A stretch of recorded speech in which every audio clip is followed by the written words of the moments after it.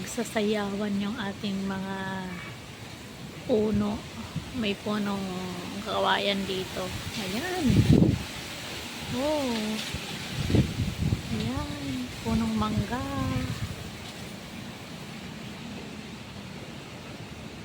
Tingnan nyo guys. Magtatawag tayo ng paano kasi siya eh.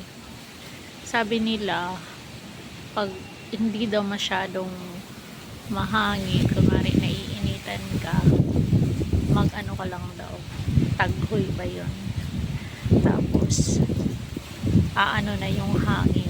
Yun yung kasabihan ng mga matatanda. So malakas pa rin ang hangin natin dito sa may rooftop. Nagsasayawan yung ating mga kawayan at saka punong malalaki. Mayroon din siyang niyog. Ayan.